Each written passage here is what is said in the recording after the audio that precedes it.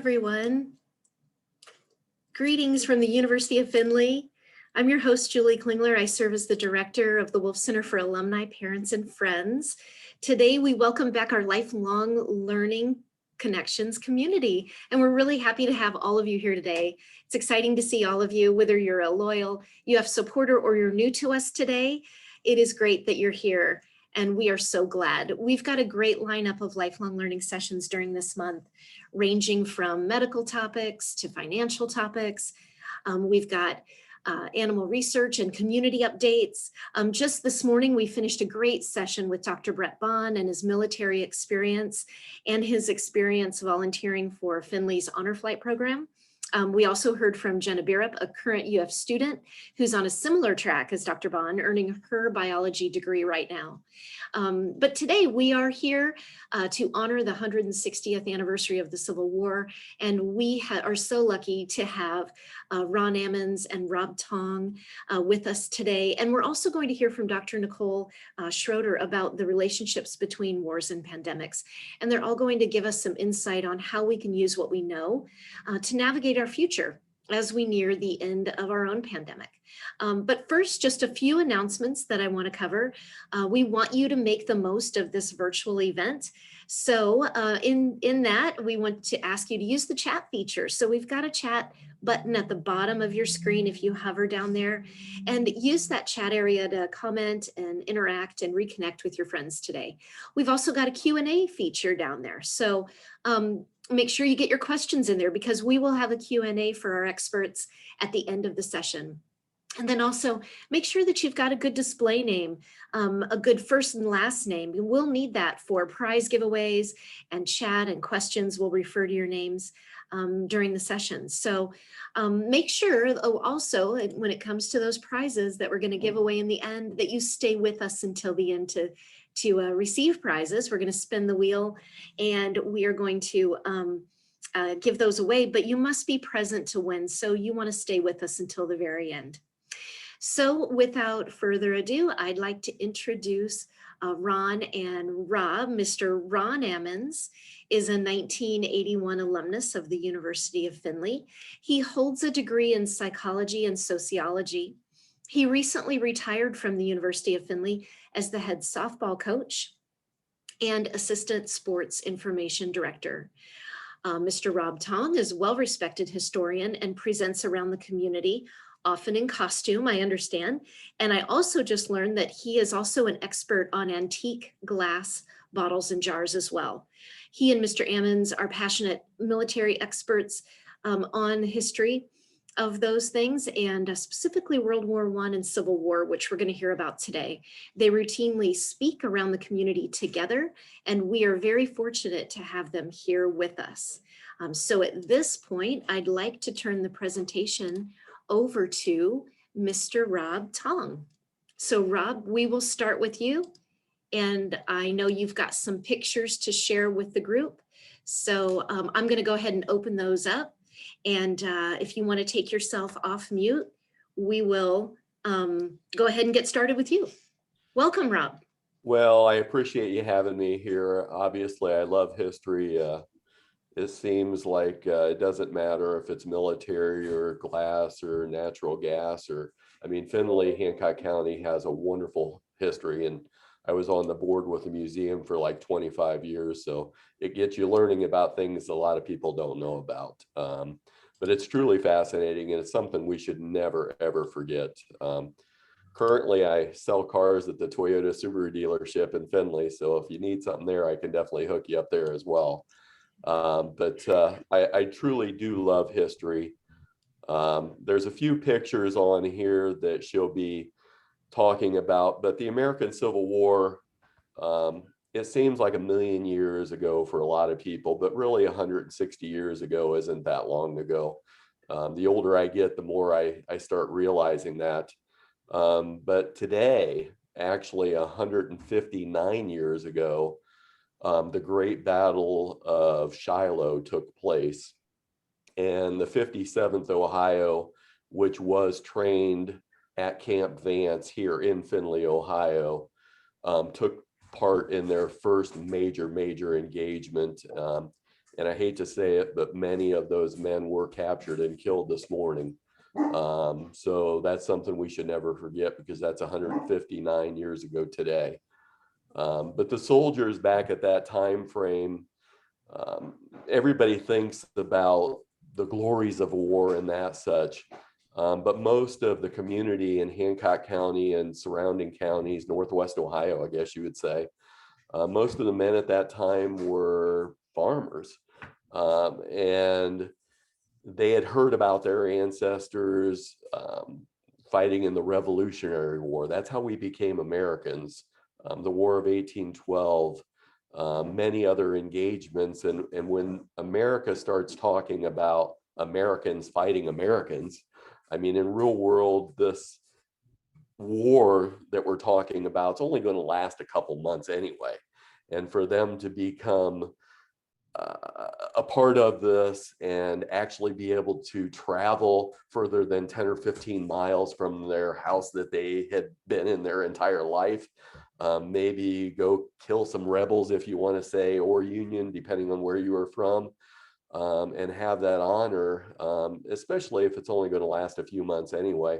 I mean, when President Abraham Lincoln called for 75,000 troops, I mean, people anywhere from 10, 11, 12 years old up to adults gladly signed up to do their part. I remember one account from Findlay that they were signing in soldiers near the courthouse. Where's the courthouse at that time? He was 65 years old. And as he signed up, the tears were trickling down his cheek. And he said, "I do this as cheerfully as the day I married my wife." And that was the spirit that was anywhere in the United States. But yeah, Americans fighting Americans, it's just hard to imagine. But let's not forget those men who passed away at the Battle of Shiloh this morning. And it would have been a nasty, nasty thing. But we're talking about the pandemic today, and we're talking about disease and technology and stuff like that.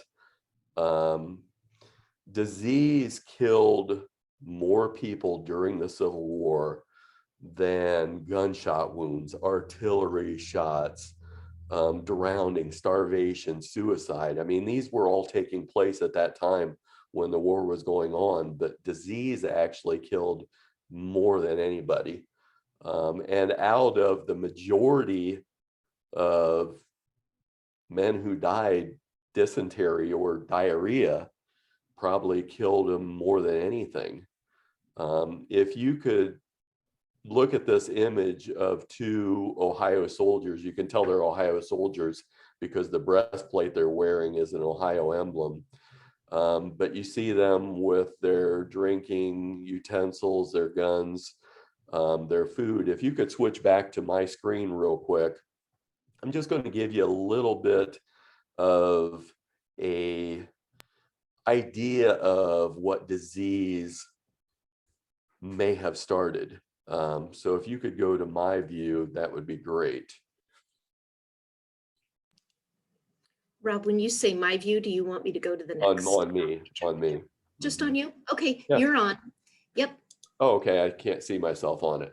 Yep. Well, let's imagine, if you would, that you're dealing in an environment where it's 80 to 100 degrees. You're down south. You're wearing a solid wool uniform.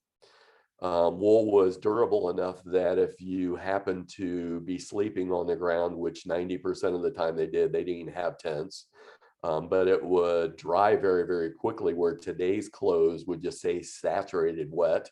Or if you were marching through a thicket with thorns, they wouldn't get tore up immediately. But you're wearing that, you're carrying 60 some pounds of supplies, your gun, your bayonet, your supplies. But you also had like a tin cup. This would be called a coffee cup, or some would have a lid that would be called a mucket. But technology, they didn't understand what created illness. they would be issued, if you were lucky, 3 or 4 pieces every 2 or 3 days of what's called hardtack. And basically all this is flour, salt, and water mixed, and it's cooked to the driest point, to the point that if I tried to bite this, I might break my teeth.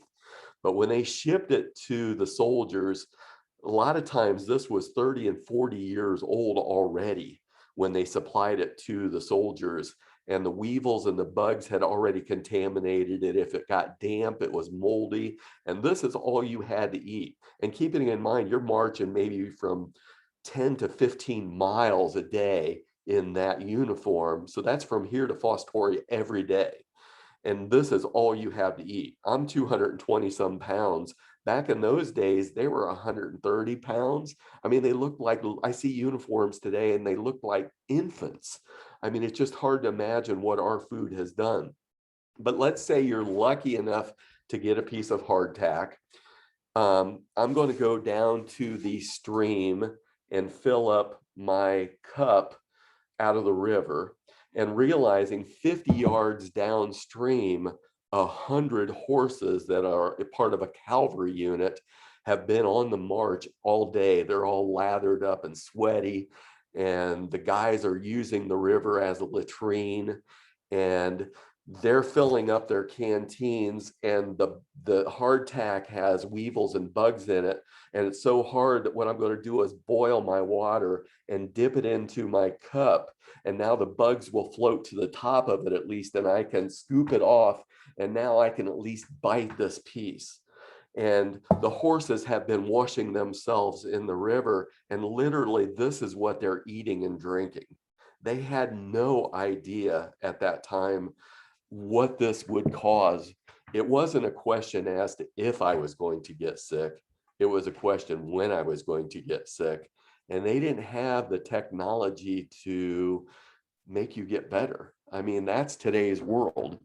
You also would have had like a haversack. This is basically just a piece of canvas that would have held raw meat in that environment if you were lucky enough to kill something. It had all of your personal supplies, your sewing kit, your silverware utensils, I guess you would say. And what they did is they literally just dipped this in tar so it would be rain resistant. This was what they carried.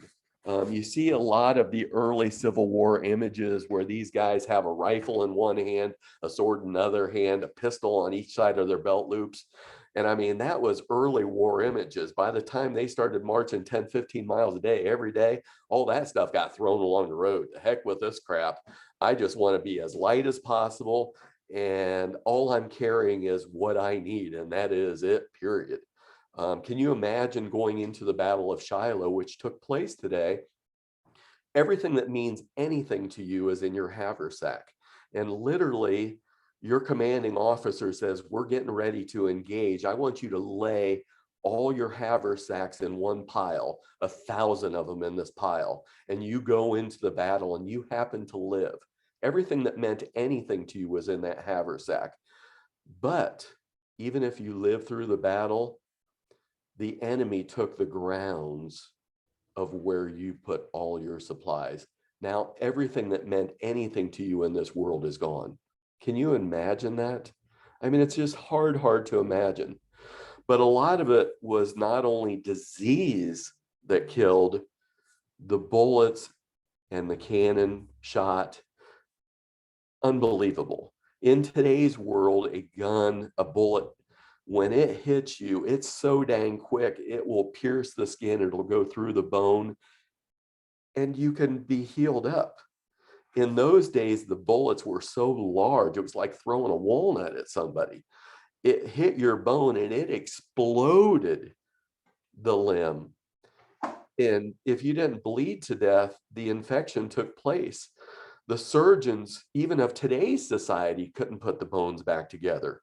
So literally, that's why there were so many amputees back in the day, because you couldn't do anything, and it was easier to cut your limb off in a matter of seconds. And then if you were lucky, they would try to sew it back together, but then the disease took place.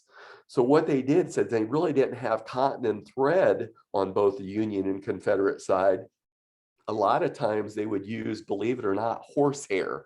The hair of the tail of the horse was long enough that it worked perfect for thread, and they would sew it up. But the only thing is that horsehair would start disease, and an infection would take place, and inevitably you died because of gangrene. But what they started doing, and the technology wasn't there, they started boiling the horsehair because it made it easier to sew. It wasn't as wiry and it became softer. And now all of a sudden they would sew it up, and they started realizing people weren't dying because they were sterilizing it, and they had no idea that they were even sterilizing it. But little simple things like that when it comes to disease and prevention of disease was actually taking place. Now, if you could switch back to the image of that soldier standing. Yep. This is a surgeon from here in Findlay. His name is Anson Hurd. Everybody in Findlay has probably heard of Hurd Avenue. He was from Findlay and he was a surgeon. And this is a picture of him. He was originally in Indiana and came to Findlay. But this is Dr. Anson Hurd. The things that they would have seen and experienced as a surgeon in that time, I can't even believe to think. When you hear about Antietam and Gettysburg and the Battle of Franklin, Tennessee, where literally the bodies are so deep that officers carrying swords leading the charge are still standing, they can't fall over because the bodies are that deep. Can you imagine what these guys are trying to do to patch these guys together before they died? And the environment they did it. Switch to the next picture, if you could. This picture, the man on the right with the hat is Anson Hurd. This would have been the environment of a hospital scene. This is at the Battle of Antietam, and that is Dr. Anson Hurd standing there. This is the recuperation environment that would have been taking place. It's just hard to imagine. And also sterilization and stuff like that. When they're cutting off limbs and doing operations on people where it might take 9 or 10 minutes to cut off a limb, there was literally piles and piles of this. They didn't even bother rinsing the surgical tools. They went from one patient to the next patient. You talk about disease killing people. It's just hard to imagine. They had no idea. But this is a good picture, an original picture from the Battle of Antietam. And this would have been outside of a farm, because really, when you're talking, let's say you get a smaller engagement that has 40,000 people, that's like every person in the city of Findlay involved in battle. Every house in the community after the battles became a makeshift hospital. So, I mean, they drug them in anywhere they could. And if anybody had any skills as a surgeon or a doctor, this is what was actually being done. Go ahead and switch to the next picture, if you would, please. Look at this little boy. He's obviously been shot. I'm going to guess he's probably 10, 11 years old. A lot of these drummer boys, that's what they started out as. They lied. They weren't allowed to officially be into the service at that time. And a lot of times they were taught by their moms and dads to not lie. And if the officer signing them in would say, "Hey, are you over 15 years old?" A lot of times they would stick a little sheet of paper into their shoe and write the word 15 on it. And then when they said, "Are you over 15 years old?" they could honestly look the guy straight and say, "Yes, I'm over 15. And they did that kind of stuff. But really the drummer boys played a huge role into the Civil War, because they didn't have walkie-talkies, they didn't have microphones, they didn't have modern phones. And when they were playing their drums or the bands, if you want to say, a lot of times the commanding officers were yelling and screaming to their men. In 5 or 10 minutes, they would be hoarse because of yelling so loud over the cannons and trying to yell that far. But what they would do is they would beat out a certain cadence, and whatever that tune was, 100 men might be able to hear it, and that might mean turn right, fire left, retreat. So the drummer boys played a crucial role back in the Civil War days. It just hard to show. Now, switch to the next picture, if you would, please. Besides the disease taking place in battles because of the surgical techniques, you also had to deal with prison camps. Andersonville prison down in Georgia, I've actually given programs there and have slept in the actual stockade. And it's a place that if you ever get a chance to visit, you most certainly will want to go to. But when you're dealing with a stockade that, say, has 15-foot walls, that's intended to hold 10 to 15,000 men, and you pack, in 1864, you pack 30 to 40,000 men into that environment, it's literally the people guarding the camp were dying of disease because they didn't even have food down south. We hear about the atrocities that took place there. When I slept in the stockade, what's remaining there, that night, I'm wearing a full uniform. They were basically stripped almost naked. I'm wearing a full war uniform, and I looked up into the stars laying there, and it was so cold, I dang near froze to death. And the next day, it was 90 some degrees. And here these guys are in there for a little over a year in that every day, didn't have campfires, they didn't have nothing. There is descriptions of soldiers saying that the maggots and the lice were so bad that if you, every 5 feet, there was roughly, would have been a spot where a guy died. But the ground was described as if it was moving. There were so many maggots and lice. Nobody could get out of the environment, and then not to be able to eat and have fruit and the stuff that you need to survive. It's just unbelievable when you think about what actually took place there. When the war ended, the commandant, his last name was Wirtz, was tried and convicted of murder because of the atrocities that took place there.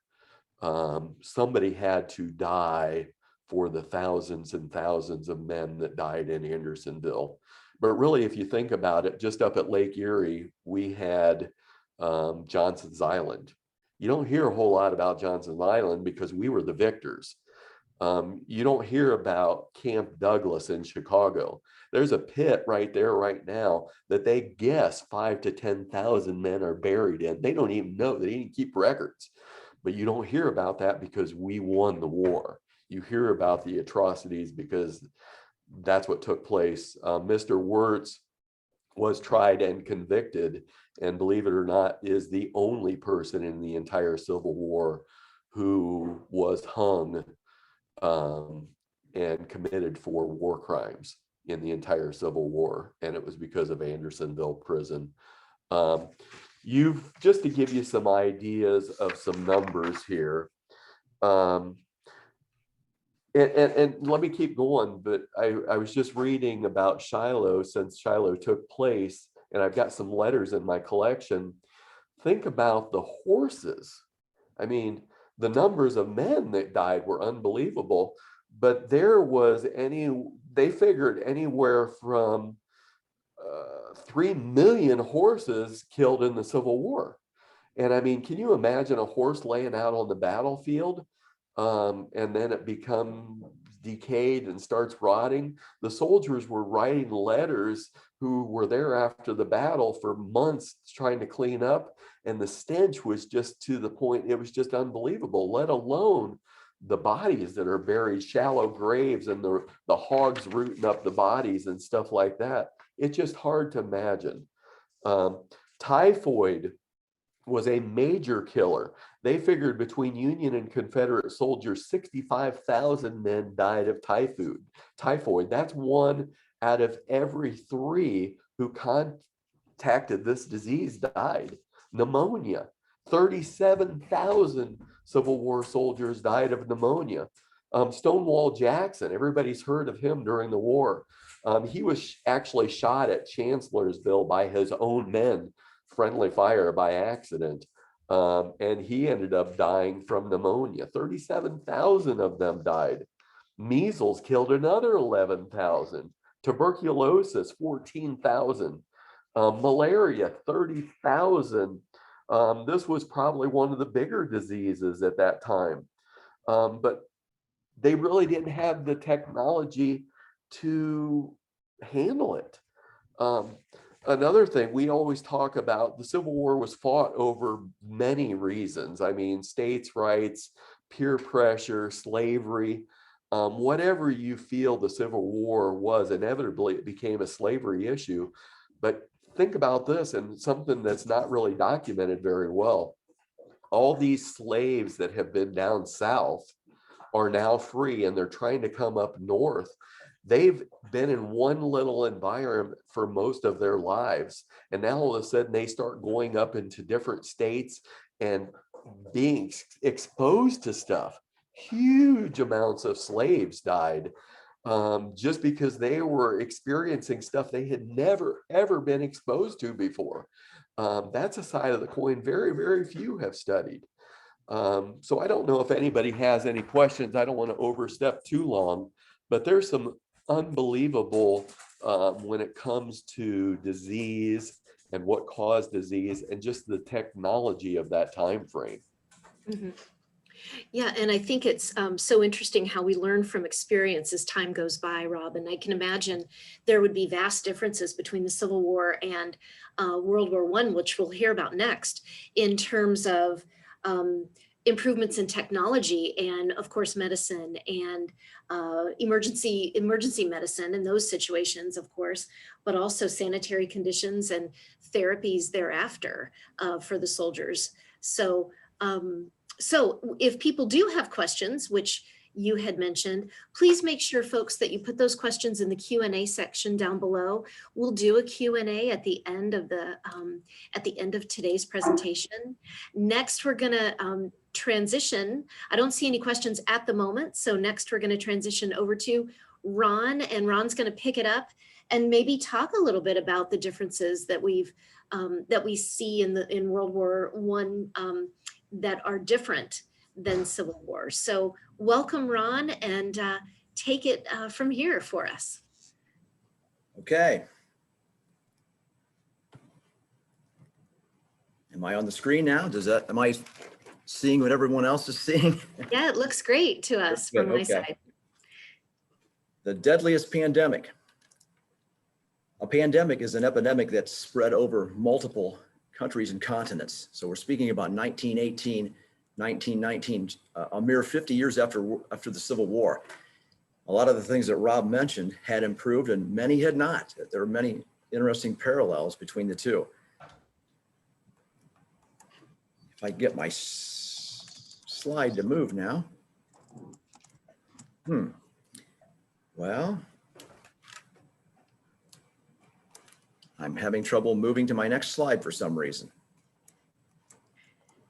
I might need you to help me, Julie. Okay, I will come over. You go ahead and I'll. Very good. Okay, this pandemic, like I said, a pandemic is an epidemic that spreads over multiple countries or continents. And this pandemic is still considered the greatest in history. And it raged for 2 years, 1918, 1919. It really didn't settle down until about 1920. But vestiges of this pandemic, I didn't realize. I'm more of on the military side. I hadn't studied the pandemic itself. Vestiges of this disease, this virus, were with us until 1957, of all things. So it claimed a lot of victims and went on for many years. And we saw it even up to the point that I was born as a seasonal influenza. Now I've got some other slides coming up. Julie's going to help me advance to the next slide here, I hope. Maybe.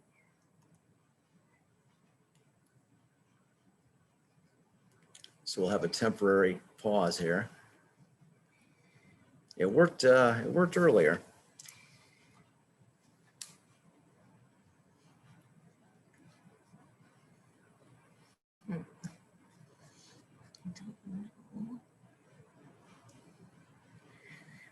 Okay, let's try it again. Okay, if you'll All right. be patient for one moment here, we'll see if we can.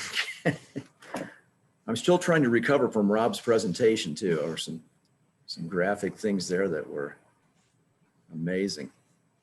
I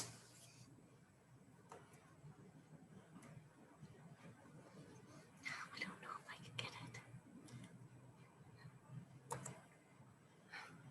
I don't know if I'm not helping. Well, it worked earlier. I don't don't know what know. happened here. Tell you what. Want me to take it? And I'll try it. Okay, or maybe you want to go with the other girl's presentation right now and see if I can get it going. Yeah. Yes, Okay. that sounds good. Okay. Okay, we're going to switch venues here and move ahead with the third presentation. I'm going to see if I can do some maintenance on my 1918 influenza presentation. If you wait momentarily here.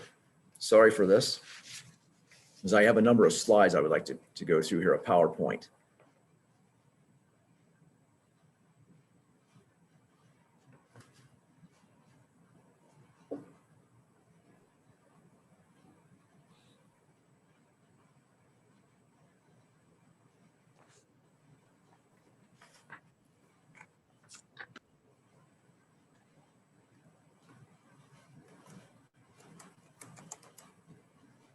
I came in early today to make sure that that this would work, and it worked earlier, but as of right now, Julie, I suppose we can try the third presentation then.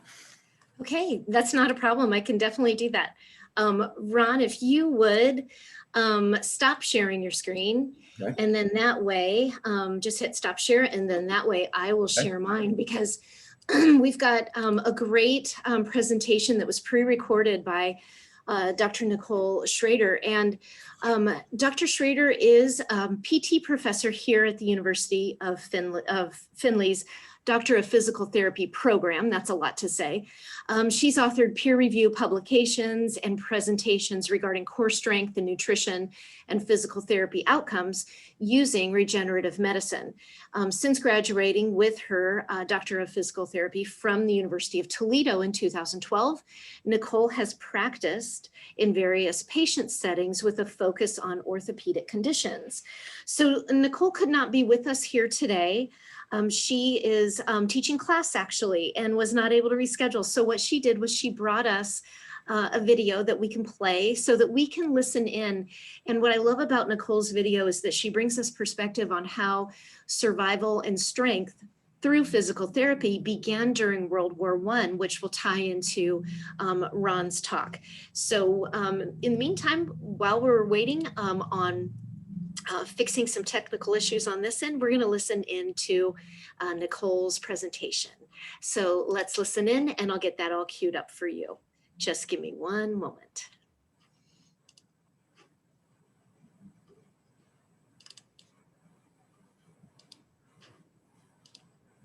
Hi, everybody. My name is Nicole Schrager, and I am a physical therapist and assistant professor for the University of Findlay's physical therapy program. And today I would like to talk to you about how history has helped to shape the physical therapy profession. This is a topic that I'm really interested in. So if you have any questions or comments, please feel free to email me at schradern3@findlay.edu. Okay, so to get started, how did physical therapy get its start? A man by the name of Henrik Ling is actually credited with being kind of the father of Swedish gymnastics. But really what they were doing was physical therapy. It was a lot of massage, joint manipulations, and exercise to promote overall health and treat injuries, which is what we do. And then in 1851, the term physiotherapy was coined by a Bavarian army physician. And over time, that term physiotherapy, or using exercise and hands-on treatment to treat injury, became known as what we know today, physical therapy. So that's kind of how physical therapy got its start overall. Now, in the United States, physical therapy profession really kind of fulfilled a need in the medical community with the onset of the polio epidemic. And polio, or poliomyelitis, was an inflammation of the gray matter of the spinal cord and brainstem. And that led to residual paralysis when those cells were infected and would kind of die off. In fact, numbers are hard to find, but about 60 to 90% of people diagnosed with polio were left with varying degrees of that residual paralysis. If polio was affecting their respiratory system, that's when those patients were put into a machine that breathed for them, or the iron lung. So with the onset of this epidemic, young women began treating polio patients with this residual paralysis using passive movements or passive range of motion, as well as something called manual muscle testing was developed for us to try to quantify a strength of a muscle or muscle group. And that's something that we still use today, which I think is very interesting. So first we had the polio epidemic, and then kind of around the same time, we also had World War I. So 1917, the United States entered the war. By May of 1919, which was about 6 months after the end of the war, about 120,000 soldiers had passed through the United States Army's Rehab program. And that program was developed because of really two reasons. First, the United States found that there was a financial burden from these injured soldiers. In fact, by 1916, the United States government had paid out over $5 billion in pensions to these soldiers, which was more than the entire cost of the war. So they really said, we need to establish these reconstruction aid, is what they called it at that time, programs to help these soldiers have more functional use of their residual limbs. And that's also what the surgeons wanted too. So that's really why they established this program for these injured soldiers, especially soldiers after an amputation. So this kind of shows that entire timeline. So first we had our start for physical therapy with the polio epidemic in World War I. And then we really see these huge advances with certain time points throughout our history, really, that have kind of led to an increased need for physical therapy. When we had hospitals open across the United States, when the American Heart Association found out that, hey, you know what? Before, after a heart attack, we recommended bed rest, but now we're finding that actually, if we do physical therapy, patients have better outcomes and they get better quicker with less complications. And then we saw the Korean War and Vietnam conflict, which led to PTs treating without needing a physician's referral. And that's something that today we call direct access. And a lot of private insurances will allow direct access, meaning you can go to see a physical therapist without having to see your primary care physician first. Medicare is not an insurance that allows that yet, but our other private insurances typically do, because we've seen this huge transition of physical therapy from a bachelor's degree to a master's degree and now a doctorate degree.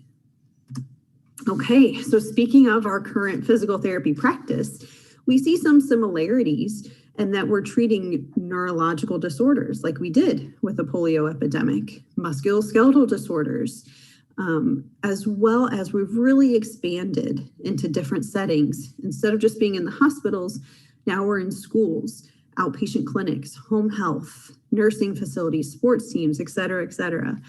So we've really expanded our profession. However, we still see some things that are the same. And I do have a video here just to kind of show you what physical therapy is doing in terms of our present day PT.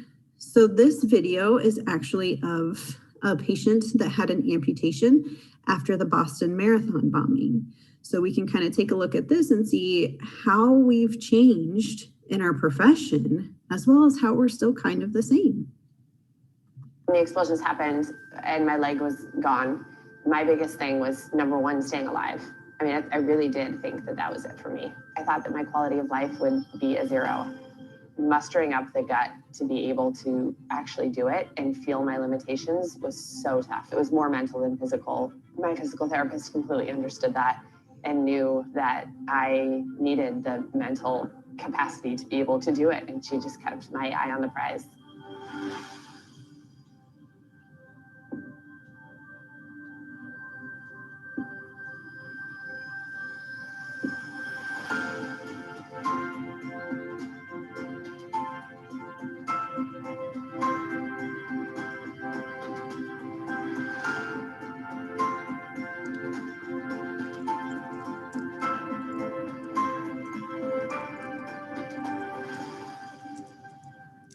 Physical therapy means everything to me. You know, my physical therapist taught me how to walk again, and that taught my family and people around me that I was physically able to do anything that I put my mind to.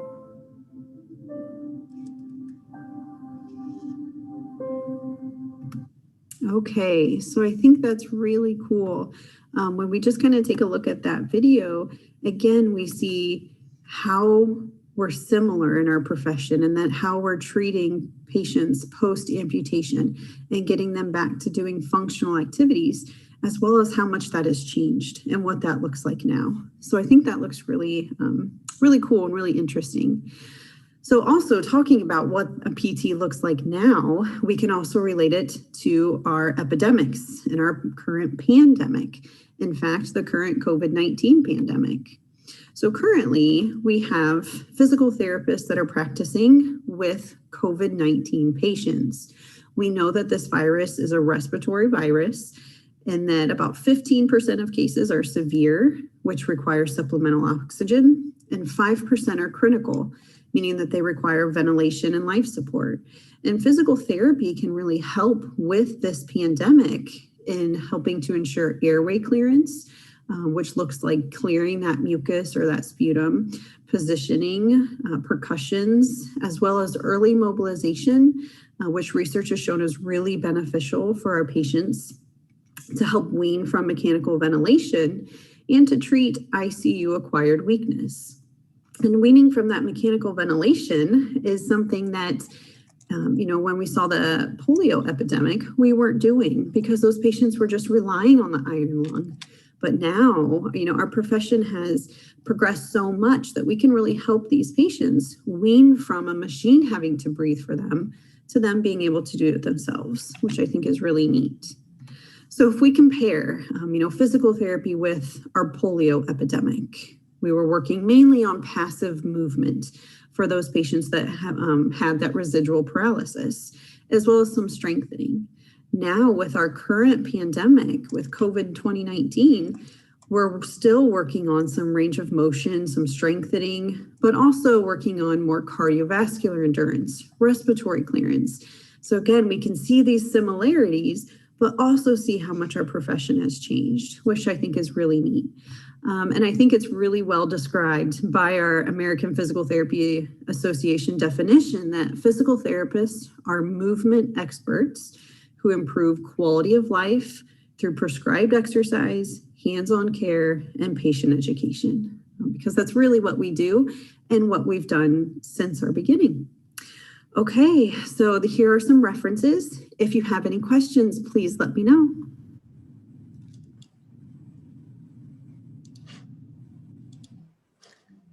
All right, thank you so much for listening to that. And I love the perspectives that Nicole brings to us and gives us this valuable history and the accounts of what's happened in the past, and shows us how far we've come from Civil War days and World War I. Now, Ron, are things up and running on your end? Looks like it to me, so. All right, well, good. I'm gonna share my screen and I'll run some slides for you, and we'll just start at the beginning and we'll go from there. Let me get this up on my screen for you. Okay. All right. Okay.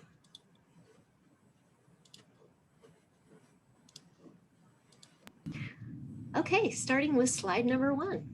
Very good. The Deadliest Pandemic. I already set that up, so you can go ahead and move ahead to the next slide, Julie. All right. I will read from some of these slides, but I promise I will not be reading 25 slides word for word here. The Spanish influenza of 1918, the flu pandemic commonly referred to as the Spanish flu, was a category 5 influenza pandemic that started in the United States, which I didn't know until I researched this. It appeared in West Africa and France, and then it was spread to nearly every part of the globe. It was caused by an unusually severe and deadly influenza A virus strain of subtype H1N1, a designation that we've heard before. Now, a category 5 influenza is one in which at least 2% or more of the people who contract this virus die from it. Okay, Julie? Okay. The first known outbreaks occurred in the southwestern United States and likely originated originally as a bird or a swine flu. And this is something that's happened in the recent past also. When soldiers reported for duty at Fort Riley, Kansas, cases of the flu began to spread rapidly from that area of the nation throughout the entire United States and soon to the world from that particular area. They believe they've isolated it to the southwestern United States. Other military camps across the nation were soon enveloped. There was a small wave which occurred in the early spring of 1918, and then it began to spread across the globe rapidly after that, initially via American troops. A virulent wave then occurred in the fall of 1918, where in the span of only 15 weeks, which is amazing, perhaps 70% of the flu's total victims were stricken. During that time, more soldiers died of the flu than died on the battlefield during the entire course of this terrible 4-year war, and this included all sides. And I think Rob Tong mentioned that also in his Civil War episode, that many more people were lost through disease than were lost in battle. The term Spanish flu, which I find very interesting, was coined when the King of Spain was stricken. And since Spain was a neutral power and allowed the event to be reported on openly, the enduring nickname was first used of the Spanish flu, which again, I said probably originated in the United States. The warring nations hid their influenza losses as they hidden all of their losses. Okay, Julie. President Woodrow Wilson and the Sedition Act of 1918, which was an extension of the Espionage Act of 1917, it became a criminal offense to express an opinion or speak in a manner that was judged to harm the war effort. Hence, news of the influenza cases in military camps in the United States was largely suppressed as being seditious, harming the war effort. This was repealed in 1920. Okay. This is a Reuters report from Spain, where they first coined the term Spanish flu.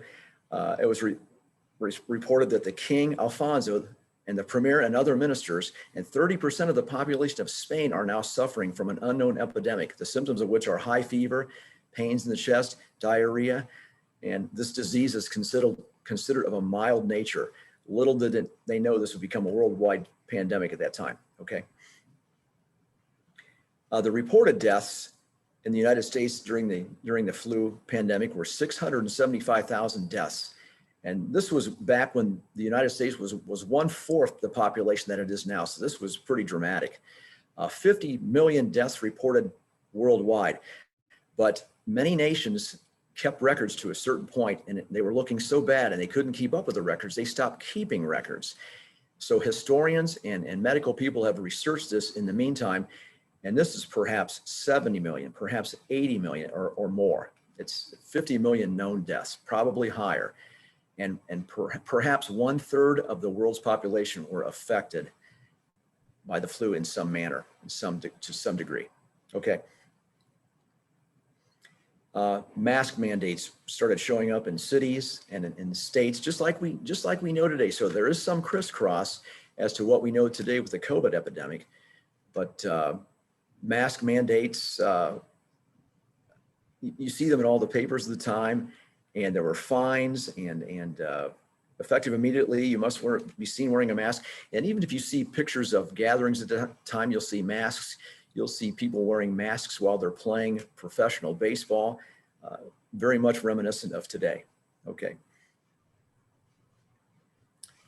They did have some idea about germs causing disease and spreading disease. So you saw things such as spit spreads death, don't spit, don't breathe, wear your mask. But virology wasn't really a science at the time. So how the virus was transmitted and how it became so endemic was not really known at that time. So I thought this spit spreads death on a streetcar was an interesting sign of that time. Okay, here's a family all masked up in the southwestern United States. And what's interesting here is you can see the cat is even masked up. So they weren't sure where this virus was going, or was it coming from animals? Was it being spread human to human? So they masked the family cat in this picture to be sure. Okay. Scientists of the nation start war upon the flu. This is another report. Well, they put their heads together, but there was still a lot of shooting in the dark. A lot was unknown about the transmission of viruses, and many different things were tried. Some of them were just old country ways of treating things. We'll see a little bit later some of the things that were tried to stem the spread of the virus. We can move ahead, Julie, to the next. You can see here some of the common treatments for influenza in 1918, 1919. Enemas, bloodletting, aspirin, epinephrine, oxygen treatments, cinnamon powder, sol of quinine, open air treatments. It was thought that if you got out in the open air, you were less likely to be transmitted to. Warm baths, water, whiskey, and other fluids. This is probably a favorite treatment, was the whiskey treatment, I'm just guessing. These therapies had little, if any, scientific basis, as the drugs typically had no explanatory theory of action. The treatment was largely symptomatic, treating symptoms, trying to reduce the fever or pain or the comfort of the victim. Viruses, like I said, were yet unknown, largely for another 15 to 20 years. Another interesting thing on this slide, you see a young lady in military uniform who was a military nurse. Both of these things were uncommon to this time. Nursing became more of a formal vocation, and nursing training was coming more into play at this time. And women in military uniform was become much more common in World War I. Young ladies had always followed contingents of soldiers around, family members and serving as nurses, but now it's becoming a profession, and women are actually wearing the uniform of their nation. At the bottom, you see, unlike the current COVID situation, the typical Spanish flu victim was healthy, age 20 to 40. Isn't that quite different than what we're used to now when they talk about pre-existing conditions and protecting the elderly? There were people in military camps, age 18, 19, 20, that were coming down with the flu within 2 or 3 days of contact. The incubation period was about 2 or 3 days, and then the symptoms were very severe. It could turn into pneumonia. People were bleeding from their eyes, their nose. Meningitis was another offshoot of the virus. So people could die within days, within hours in some cases. Okay. This is just a public health service announcement that appeared in a paper, and they're just trying to figure out where is this flu spreading? Where's it coming from? How is it being spread? So you can see different category and different paragraphs that say, what is the Spanish influenza? How is it transmitted? How is it recognized? How do you know if you have the Spanish flu? What should be done about it? Will a person who's had the flu before, are they able to get it again? How can we guard against the influenza? So that you can see they're grasping at straws as hundreds and thousands and millions of people are dying. Okay.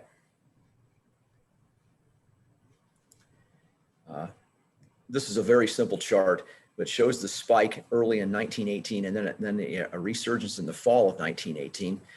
And then again, a second wave. And this is something we're kind of worried about with COVID, isn't it? A second spike or a third spike or a mutation. So there was another virulent relapse in 1919 that took some more lives. okay? And this is another simple chart. It shows some of the westernized nations of the world: Switzerland, Spain, Sweden, Norway, Finland, United States, and how their life expectancy dropped dramatically in 1918, 1919, going down as much as 10 or 12 years on average. So many people died. Okay, Julie. This shows the worldwide reach of the pandemic, and the nations that are of a darker color were hit harder. And when you look at the United States, you can see that 0.5% of our population perished from the flu. Those who acquired the flu virus perished. If you look at Russia and Upper Asia, you see that Russia lost almost 2% of their population to the flu. India was the hardest hit. 5% of their population died from the flu. You can imagine the sanitary conditions were not very good, the people were tightly packed. The nation of India was very large at that time, as it is now, and they were the hardest hit of all the nations, okay? 3 army camps in the US find Spanish influenza apparel. Well, this quickly became 10 camps, then it became 20 camps, then it became almost every army camp. Since very little was still known about the transmission of the virus, soldiers were being transferred between camps, some were being prepared to go overseas, and everywhere that when these camps broke and soldiers were transferred, they took the disease with them. They were traveling on trains between camps. They were traveling on foot in the automobiles of the time. Then they were loaded upon ships for a transport overseas. And you see outbreaks in ports. Brest, France, where a lot of our soldiers arrived, there was an outbreak there. It spread quickly into France. There were outbreaks in some of the ports in the United States. Boston was hit hard. New York City was hit hard. London and Liverpool in England were hit hard. Mumbai in India, we had troops that were going to the Far East, and Mumbai had a large outbreak. So this pandemic is sweeping. And Camp Sherman in Chillicothe, Ohio was hard hit, and that's where several Finley young men perished of the flu, okay? And here you can see these young men taking what they thought were the proper precautions, wearing the mask at this military camp. I'm not sure where it is. I think it's at Fort Riley, but they're still close together, and then they go into the barracks. They're sleeping close together. Some are already coughing, some are already sneezing, and then the infirmaries are overrun and the camp's overrun, and they don't realize that as these soldiers leave and are assigned to other camps or assigned overseas, they're carrying this virus with them, okay?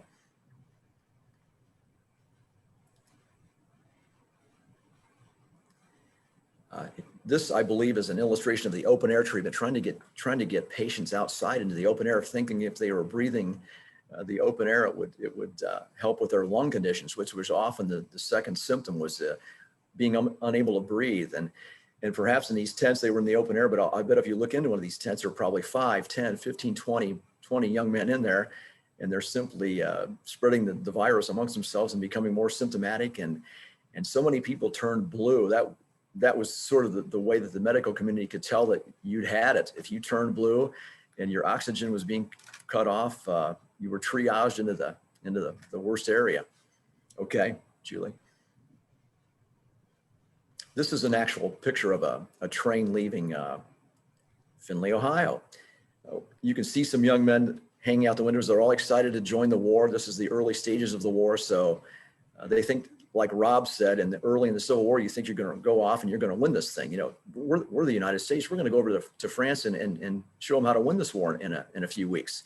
And they're scrawling on the side some of the towns that they're from, and they're all happy. And we lost a total of 66 men in a year and a half who were in uniform from Hancock County during the Great War. And 37 of those young men died from influenza or secondary infections. So there again, even the people from this county, the young men in uniform, more died from the flu and the secondary infections than from actual combat. Okay.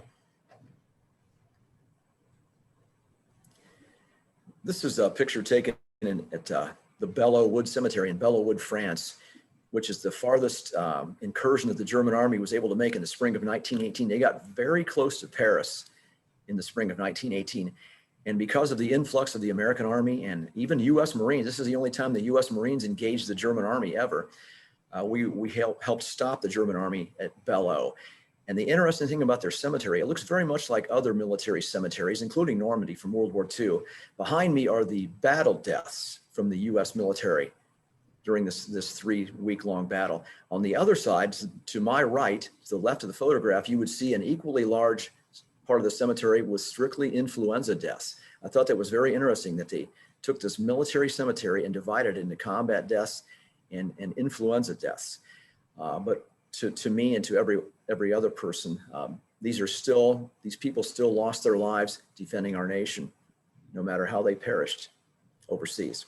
Okay, Julie. This is taken from an obituary of a young man who lived in Fostoria, and I'll read it, although you were able to read it yourselves. Interesting in the fact that Jimmy Gray was well known over there. He was a 21-year-old young man. 8 months after he was married, Jim was drafted into the Army. On April 1st, 1918, he boarded a train for Camp Sherman at Chillicothe. Upon the arrival, the recruits were marched 5 miles in the rain and were required to put their damp garments on the very next day. They were prime candidates for the Spanish influenza epidemic that was sweeping the country. Jimmy became a victim of this scourge. The flu deepened into pneumonia while he lay in camp hospital. 10 days after this physically fit, well-known young athlete, he was a football star at Fostoria High and a football star at Otterbein College. 10 days after he left home to great fanfare from his friends and family, he returned in a coffin.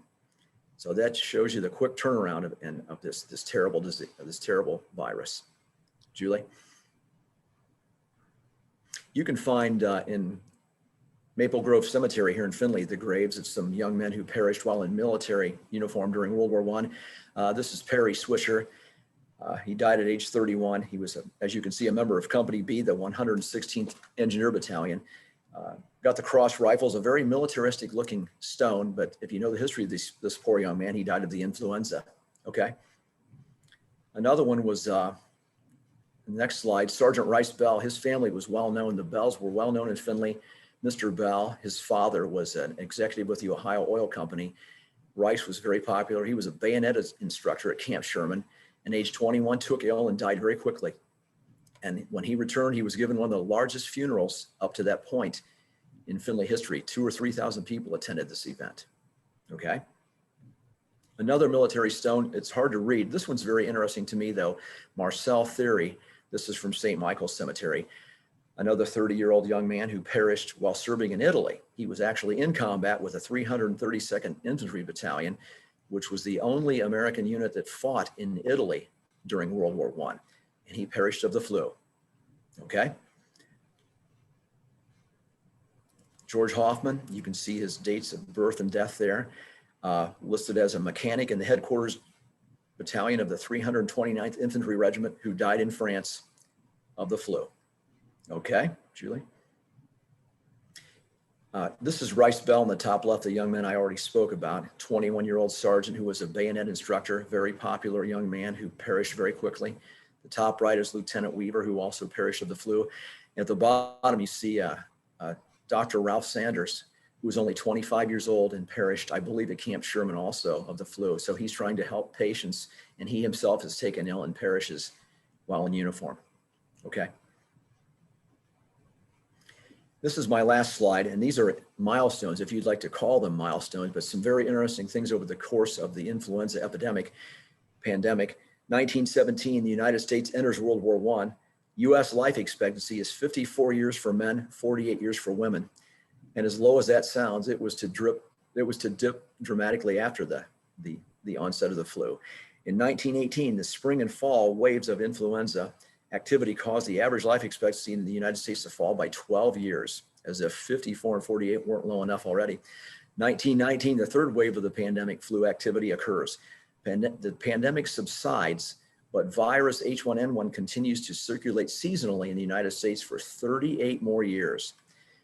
In 1930, they finally figured out that isolating influenza victims proved that was caused by a virus, not a bacterium, so they started using isolation. And the last one I'll mention, because I was born this year, 1957, the H2N2 flu virus emerges to trigger a pandemic, replacing, of all things, the 1918 H1N1 pandemic virus. Okay, Julie, that's my presentation. Thank you. have to unmute myself there. Thank you so much for that, and all that information is just amazing.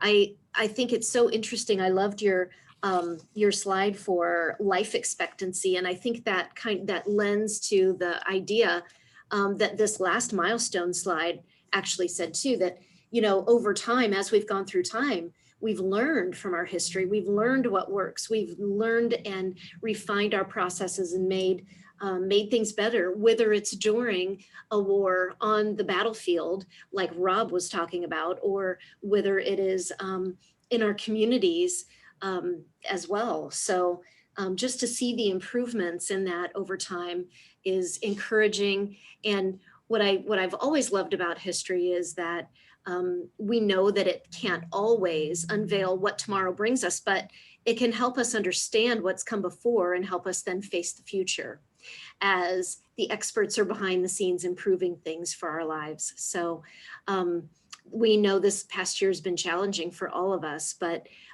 we can be assured that what we've learned this year will contribute to hope that we have for the future, even beyond today and this year. And this hope gives us that strength to propel us forward in positive and encouraging ways to get us through this pandemic time, which is almost in the rearview mirror. And that's encouraging too. So great. Thank you all for being with us. Want to open it up to some questions. I have one that was submitted. And so Rob and Ron, answer this for me, if you will. So what are some of the differences that we can look for in our cemeteries on those headstones that differentiate maybe a Civil War person or World War I? How are they different when we go to the cemetery now to look? I noticed the little marker that was stuck in the ground. I've got a relative, I think, that has something like that. But how will I know if how can I tell at first glance whether it's World War I or Civil War? Go ahead, Rob. Well, first off, a lot of those medal holders or flag holders were put there after the fact by, like, the Civil War guys were part of what was called the Grand Army of the Republic. And a lot of times they'll have dates on that little metal plaque, I guess you would say, that is a flag holder. You hate to say it, but over the years, sometimes those get mixed up as well. But the Civil War compared to the World War I time frame, most of the soldiers who have a gravestone from World War I time frame, it'll be marked right on the headstone. I mean, what maybe battalion or regiment they were with, and a lot of times it'll actually have a date.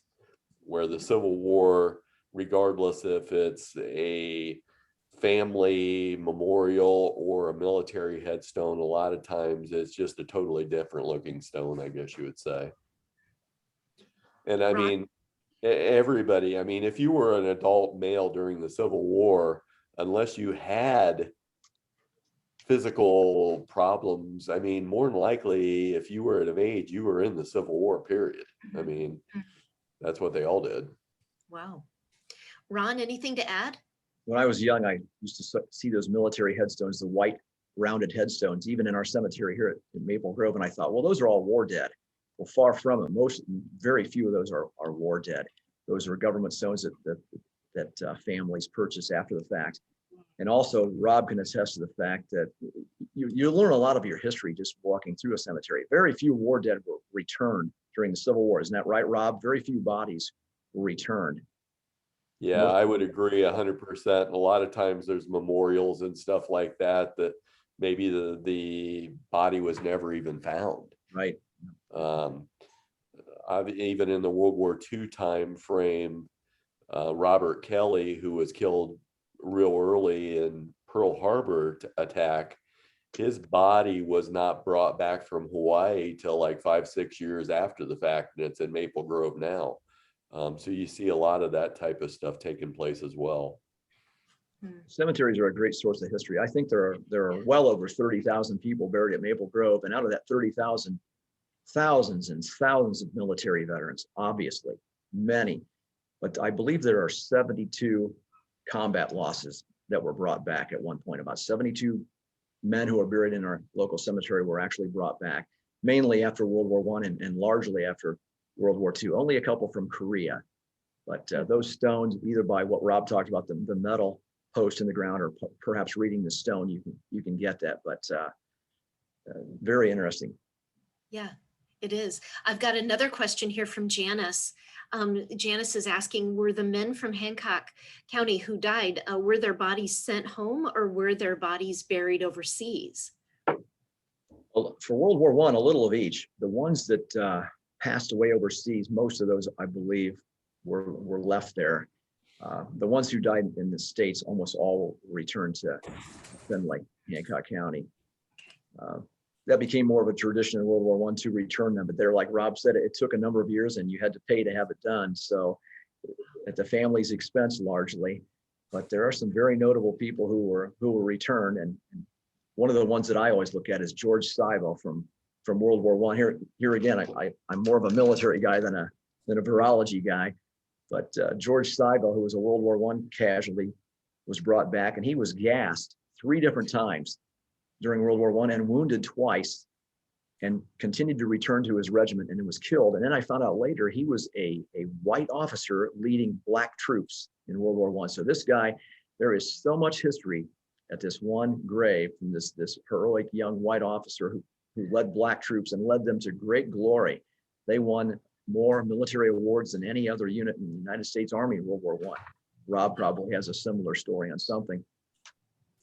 Yeah, I mean, like Ron said, I mean, one of the most enjoyable things that I do today is I'll go through a cemetery and I might just see, regardless if it's military or just a regular civilian, if something catches my eye, I'll just write down that person's name or take a picture of it, and I'll start researching it. And I mean, we've got people in Maple Grove and Findlay that were documented as being in the Ford Theater when Abraham Lincoln was shot, living here in Findlay. Usually the Civil War headstones, and a lot of times they'll say, hey, 21st Ohio or 57th or 118th or 99th. I mean, Hancock County recruited lots of regiments, regardless if it was artillery or infantry or whatever. But if you see one that said Pennsylvania or Massachusetts or whatever, you know more than likely he made it through the war and inevitably came to Findlay and lived here and died and was buried out there, and they have a military headstone. But if it's in Ohio, it could have been body brought back. You never know. You research them, and it's a wonderful study. Yeah, great. That's a lot of information. Thank you both. I hope that that we get to revisit this and talk more about this another time. I'm going to go ahead and spin the wheel for a winner. We don't have any more questions. If we do get any more tossed in the Q&A, we can answer those through email. So at this point, we're going to spin the wheel and draw a winner from today's registrants. So I will share my screen again and we'll give away a prize. And today the prize is a George House gift certificate. So you have to be present to win. So I'm going to spin the wheel, and when the name comes up, please type that you are here in the chat area. If you're not present, then we'll go on, we'll spin it again until we get a winner. So let's take a look and see who we have that wins today. A little George House coffee. Oh, man, I want to say Mary Ann. Welly, Mary Ann, are you with us? I thought I saw her on, so I will take a look. Let's see if she's marked it in the chat. Mary Ann, mark in the chat that you are here. Yes, she's here. Good. Awesome. We'll send that to you, Mary Ann, with the contact information that you provided to us in the registration. So we'll get that out to you in the mail very soon. And want to thank everybody for attending and for being here with us today. Don't forget, next week on the 13th at 10 a.m., come back for Dr. Allison Kiefner-Burmeister. She's going to bring us a great presentation on how the media influences our children. So all of us know youngsters that are impacted by media messages, whether it's neighbors or family or friends. So you won't want to miss this one. She'll be giving us tips on how we can help the littlest ones in our lives live healthier lives. So come back for that. Something that everyone should attend, every single person, is next week we're doing a presentation where we are bringing in two attorneys, Matthew Black, principal from Trust Company Family Offices, and then Robert Shook from Shook Law Office, along with my colleague, Ken McIntyre, and they're going to help you assemble the 8 essential documents that you need to get your estate in order. So everybody, regardless of age, should listen into this one. So make sure that you invite your friends and family, send those links on so that anyone can come and listen to those experts. Let us know if we can help you register for those. We want to thank Ron and Rob for being here today. All of you, thank you all for joining us, our lifelong learners. We plan to be in person in October. Fingers crossed that we can do that safely. In the meantime, please come back and join us virtually for the next 2 Tuesdays. If you have previously supported the university, we thank you so much for your generosity. That just ensures that we're able to continue to offer that level of excellence to our students, but also educational programs like this. So if you enjoyed today's event and you'd like to make a gift, please visit give.finley.edu. And at this point, I will say goodbye and leave you with a little song. Again, thank you, Rob and Ron, and we will see you all next week on Tuesday. Bye, everybody.